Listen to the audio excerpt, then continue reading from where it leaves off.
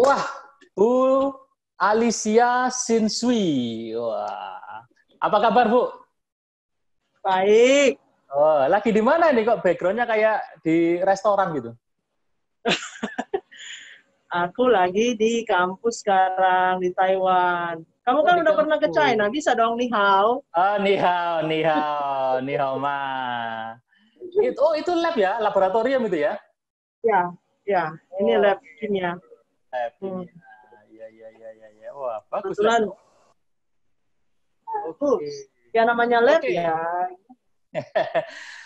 Ibu Alicia Sinsui ini dosen ya Bu ya kalau nggak salah?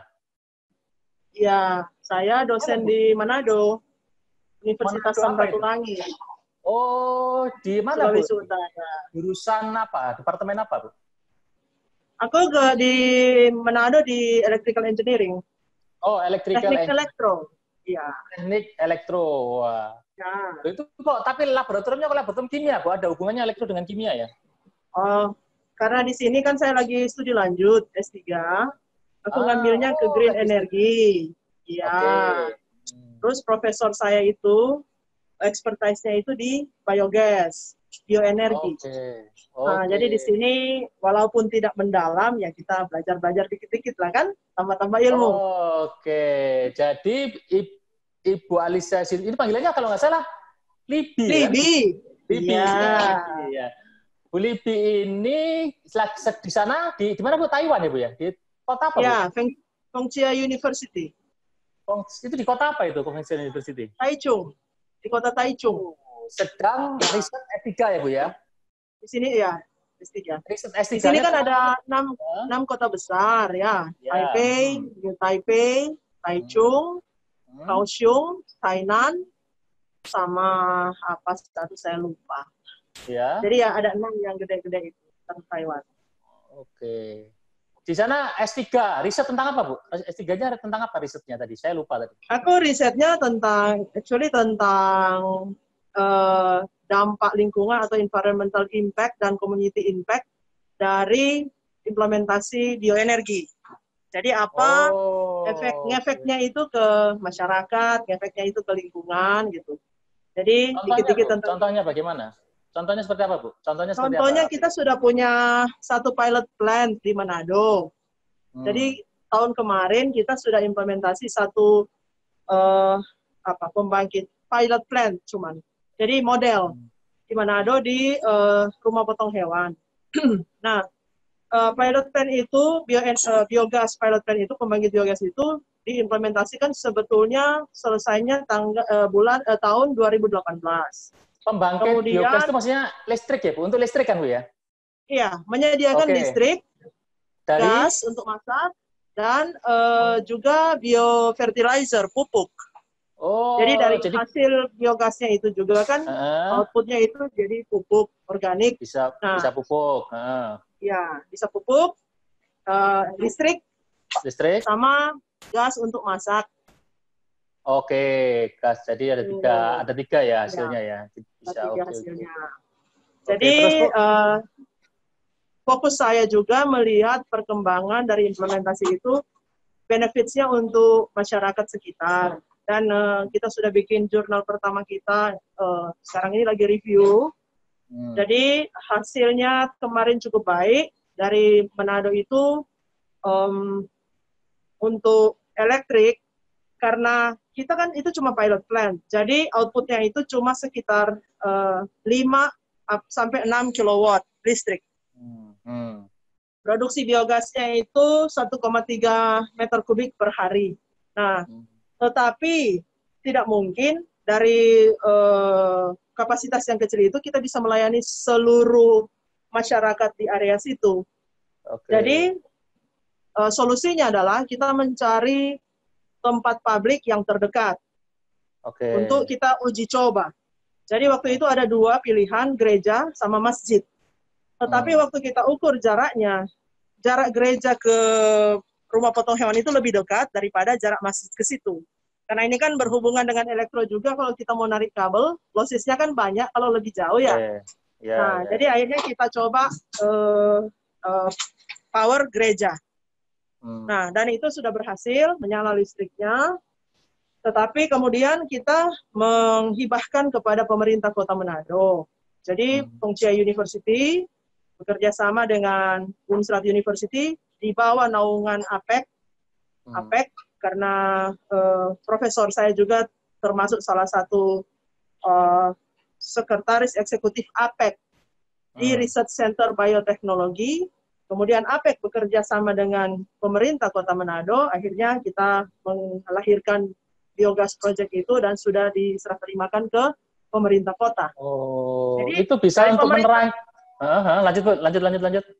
Jadi dari pemerintah kota sendiri sudah mengembangkan dan bahkan mendesain akan menjadikan tempat itu sebagai pusat belajar atau rumah edukasi biogas. Jadi mahasiswa, masyarakat yang tertarik dengan bioenergi teknologi itu bisa datang ke tempat itu untuk belajar.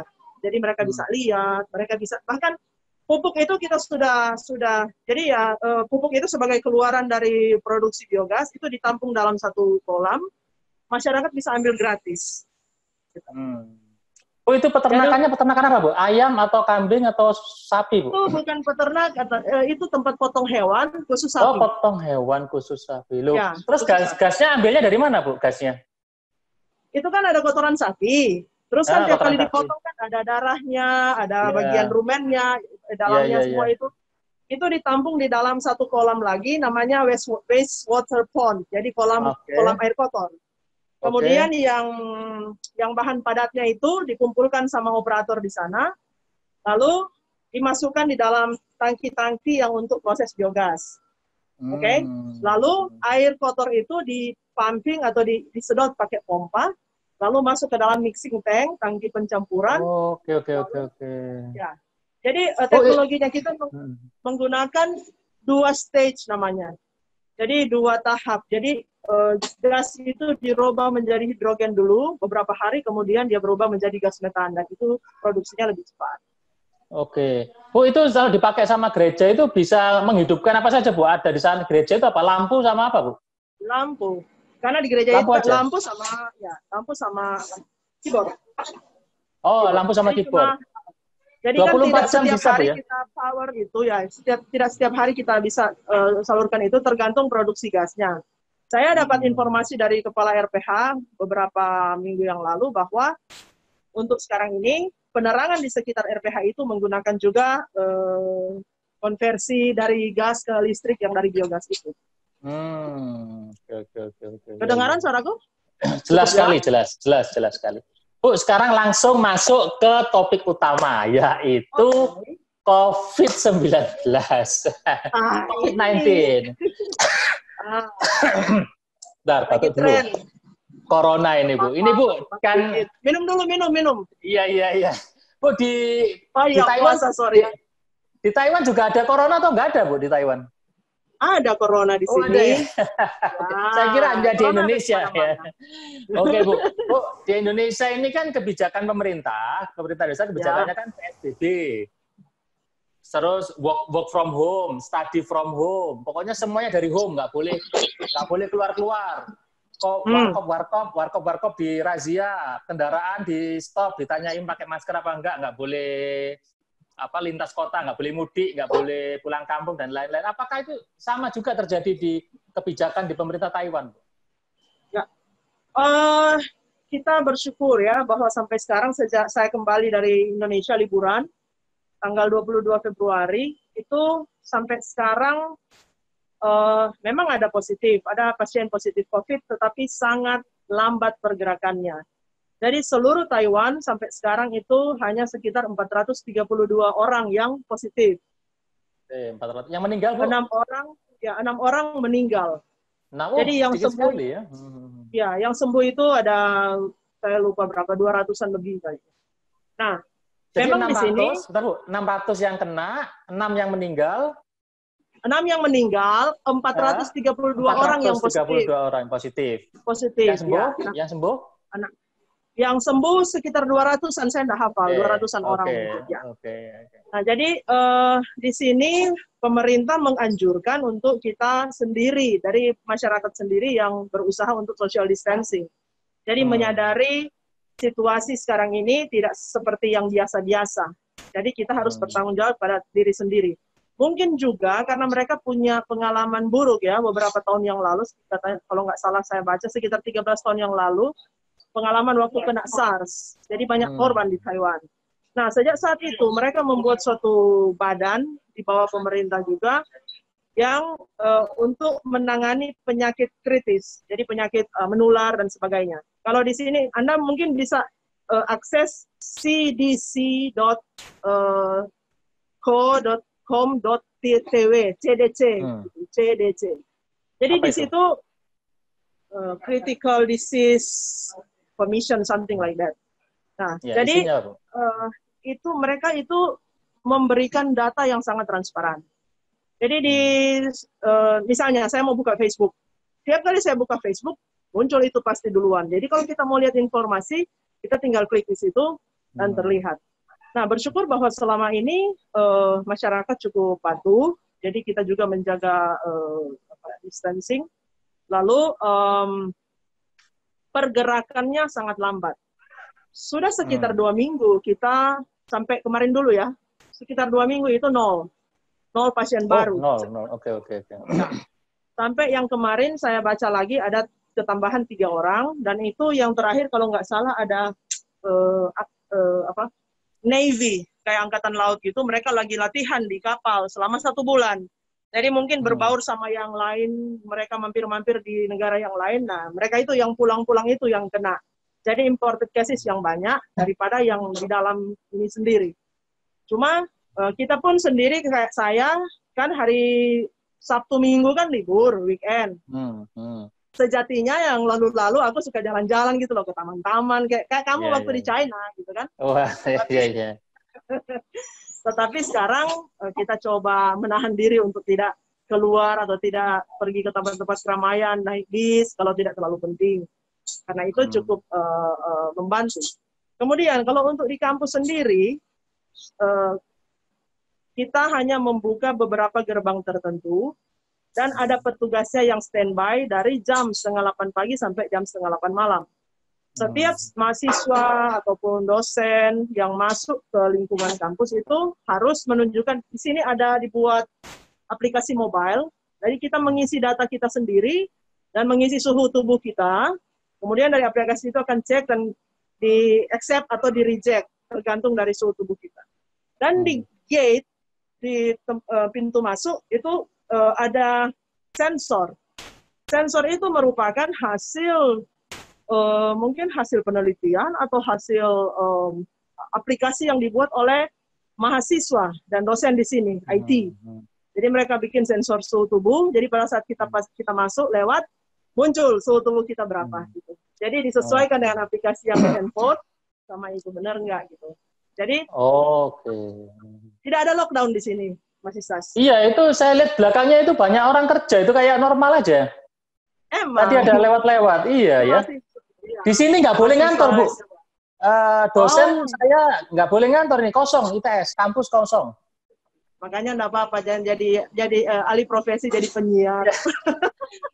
Akhirnya ya gini ini akhirnya wawancara orang dari rumah ini, dari kasur Tapi ini. Tapi nggak apa-apa kan, nambah-nambah ilmu.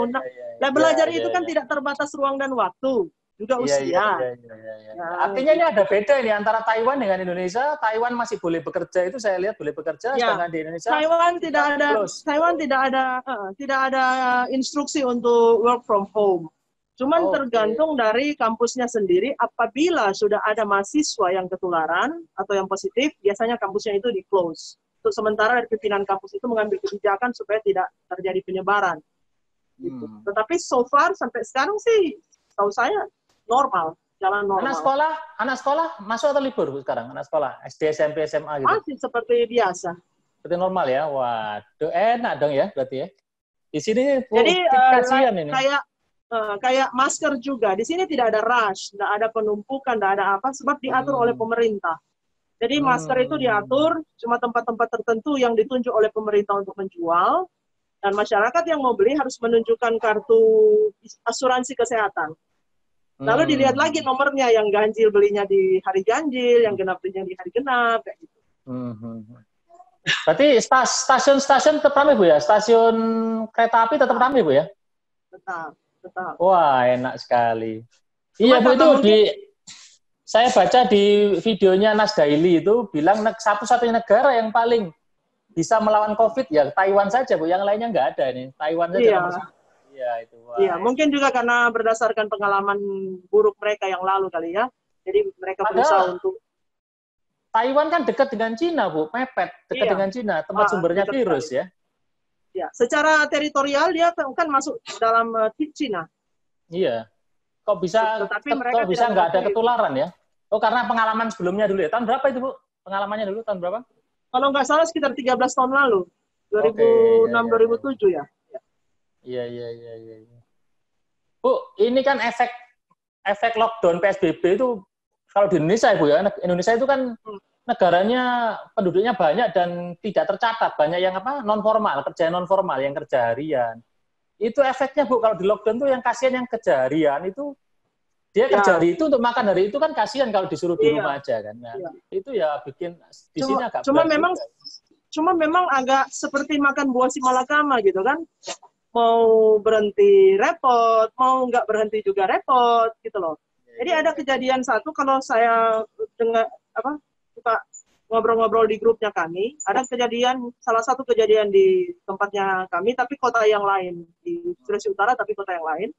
Salah satu yang ketularan justru seperti ojek online. Nah, hmm. jadi dia itu kayaknya sudah jadi carrier, tapi tidak diketahui mungkin sama dia, nah dia kerja seperti biasa. Nah, yang kasihan orang yang tidak apa ya, tidak yang rentan imun. Iya, iya. Jadi order makanan atau suruh ngantar atau apa, dia menularkan gitu loh. Nah, itu Menularkan ya, yang berbahaya. kawat. Nah, itu Iya, yang iya, iya, itu bahaya. yang bikin cepat. Itu, Bu, sekarang di Surabaya ini itu full merah semua itu. Merah merana kalau lihat di peta radarnya itu, Oh waduh, gitu. menakutkan. Iya, iya, iya, Waduh. iya, menakutkan sekali.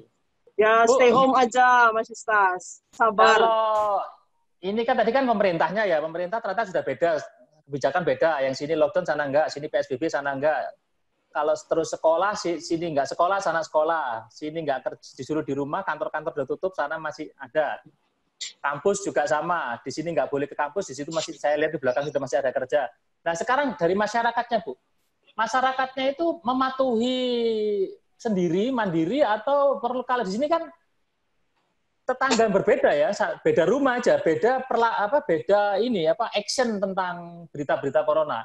Yang satu cuek, ala saya kuat, yang satu sangat ketakutan sehingga sampai minta gangnya ditutup, minta apanya ditutup, minta pakai masker, sampai pakai baju hazmat ke supermarket. Artinya di dekat perumahan yang sama, tapi beda tetangga, beda action gitu loh. Beda action karena mungkin beda bacaan. Nah itu apakah di sana juga ada seperti itu? Ada yang lebay sampai panik sampai apa juga ada yang nggak mau tahu. Maksudnya, ala itu yang sakit orang tua saya kuat gitu. Gimana, Bu? Masyarakatnya, masyarakat Taiwan gitu. Saya kalau lihat di sini, aku tidak pernah ke Taipei. Maksudnya selama COVID ini saya mengurangi perjalanan. Jadi saya selama COVID saya nggak pernah ke Taipei. Tapi kalau so far saya lihat di Taichung tidak lebay-lebay segitunya. Jadi ketakutan yang berlebihan itu tidak ada. Jadi tetapi mungkin diberikan edukasi yang baik, pengertian dan pemahaman yang baik dari pemerintah ataupun orang-orang yang mengerti, sehingga masyarakat itu tahu bahwa oh iya, kita kalau datang, misalnya aku kan gereja ya hari Minggu, kita harus mengikuti protokol COVID gitu loh. Pakai masker, sampai di gereja sebelum masuk harus cuci tangan dulu, dicek temperaturnya, kalau oke baru bisa masuk, lalu kalau nggak oke nggak bisa masuk, lalu duduknya harus berjauh-jauhan, ada 1 meter. Ya memang, tetapi kemarin aku jalan ke gereja itu di taman juga masih banyak orang Indonesia di sana, taman-taman. Tetapi kalau di outdoor, di luar itu kan tidak masalah gitu ya. Yang penting kita menjaga. Di sini kita menjaga aja. Mungkin saudara-saudara yang di Indonesia itu perlu diberikan kayak edukasi gitu loh, supaya lebih mengerti. Nggak usah sampai kayak takut atau panik gitu loh, terlalu berlebihan. Itu juga bisa memicu stres bukan Iya, COVID. stres, depresi. Apalagi kalau nggak ada penghasilan lebih stres lagi itu, Bu. Itu, iya. Bu, berarti apa taman-taman gereja rame, berarti kafe rame nggak Bu? Kafe Masih, night seperti night market, biasa. Ya, night night market misalnya. market, ya, night market masih buka. Night market Tetapi itu apa Bu? Night market itu kayak pasar Bu ya? Apa Bu night market itu? pasar malam. Jadi Pasar dia malam. bukanya sekitar ya jam 5 sore sampai jam 2, jam 3 pagi, subuh. Ya, jadi dia memang kalau Mas Isas datang ke sini mau cari barang-barang apa saja biasanya ada di night market, tetapi jangan cari jam 12 siang, masih tutup mereka. Ya namanya night kan malam. Kalau siang namanya noon market ya Bu. Iya, day Ya, market. iya. Nah, night market itu Day persis market, di ya. depan kampus saya. Jadi night market yang paling ramai di sini Fengcia Night Market, yaitu persis depan gerbang kampus kami. Jadi Itu kalau kayak ini pasar ya, kayak pasar gitu ya. memang kayak pasar malam dia, iya Pasar dia malam. jual macam-macam dan areanya besar sekali. Jadi tembus-tembus ke jalan kiri kanan. Ya kayak pasar Dan gitu, itu tapi bukan cuma jual makanan loh. pengunjungnya juga tetap ramai Bu ya. Penjualnya tetap ramai. Ramai, Wah, tetapi ya enak tidak sekali. seramai yang dulu. Karena kalau Oke. tidak salah sampai sekarang ini, mahasiswa-mahasiswa yang dari China belum bisa kembali ke sini. Oh ya, untuk informasi, Taiwan untuk sekarang ini masih tutup untuk pendatang atau visitor internasional sampai 30 Juni. Oke. Jadi kita, kecuali orang Taiwan yang pulang kembali ke kampung, ke sini boleh. Tetapi kalau untuk misalnya, Mas Istas mau ke sini, nah untuk sekarang ini belum bisa apply. Karena itu mulai ditutup kalau nggak salah sejak Maret, akhir Maret. Harus tutup karena imported cases terlalu banyak. Waktu itu sempat booming beberapa orang. Jadi pemerintah sudah beda, masyarakat beda, dan di lapangan juga beda. Di sini nggak boleh semua, di sana masih boleh. Oke ya, sudah cukup. Sudah kelihatan lah, sudah ada gambaran gitu ya, membedakan Indonesia dengan Taiwan sudah kelihatan gambaran. Bu, pesan ini, misalnya Ibu punya usulan, dicocokkan dengan sana. Usulan untuk kepada pemerintah itu sebaiknya tetap lockdown atau enggak Bu? Sebaiknya Bu? Tetap ya, PSBB atau tetap sekolah suruh dimasukkan seperti ikut-ikut Taiwan, sekolah suruh masukkan semua atau bagaimana baiknya? Aku pikir kalau memberikan masukan kepada pemerintah, sebetulnya pemerintah itu lebih tahu caranya mengatur di sana. Kalau mungkin masyarakatnya itu mendengar atau mengikuti protokol COVID, mungkin akan mengurangi korban dan mengurangi kerepotan mengatur. Jadi agak lebih gampang mengatur. Tetapi masalahnya, karakter masyarakatnya kita di Indonesia dan di sini itu berbeda. Jadi kita sangat majemuk gitu kan. Iya. Taiwan kan cuma satu pulau. Gampang ngaturnya, satu pulau. Pergi aja sama kereta itu tembus semua. Kalau di Indonesia dari Papua, dari Jakarta, waduh, naik pesawat 6 jam. Ya, jadi memang agak susah. Kita tidak bisa menyamakan. Karena memang secara karakter, baik itu masyarakatnya, baik itu negaranya, baik itu areanya, itu sangat berbeda. Jadi memang kita perlu ekstra effort, usaha yang ekstra untuk bisa menghentikan penyebaran COVID. Sebetulnya diminta untuk work from home supaya tidak terjadi perpindahan, kan virus itu kan berpindah-pindah ke manusia. Jadi supaya dia stop gitu loh. Jadi kita dari rumah aja. Oh, pertanyaan terakhir sebelum selesai. Ada pilihan dua nih. Menurut Ibu baiknya Indonesia itu lockdown atau tidak? Sekolah-sekolah suruh normal sama orang kantoran sebaiknya kerja atau tidak? Artinya harusnya datang kantor atau tidak? Baiknya Bu. Kalau menurut Ibu dari sana, soalnya gini Bu, efeknya tuh berat sekali Bu. Ya tadi depresi dan lain-lain tadi. Nah itu menurut Ibu sebaiknya apa nih? Lockdown atau tidak? Sekolah masuk atau tidak? Atau terakhir orang-orang kerja atau tidak?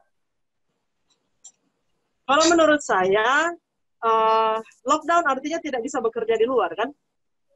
Jadi mungkin jalan-jalan ditutup, Jadi untuk tempat-tempat tertentu yang menjual bahan-bahan pokok mungkin sebaiknya tidak ditutup. Ataupun kalau untuk studi kita mulai bisa menerapkan kampus merdeka ya, digital learning itu masih bisa dilakukan dari rumah. Tetapi untuk orang-orang yang daily income-nya itu harian. Nah, itu yang saya juga bingung untuk memikirkan itu gitu loh. Karena situasinya, keadaan ekonomi kita kan berbeda-beda gitu. Jadi gimana ya? Kalau mau lockdown apa enggak lockdown gitu. Lockdown ada baiknya, tapi resikonya apa? Jadi pemerintah kalau mau lockdown, sudah harus memperhitungkan bagaimana caranya untuk bisa mensupport masyarakat yang tidak mampu. Pembagian sembako juga, jangan dari sini ke sini ke sini, akhirnya sampai di masyarakat tinggal seupil.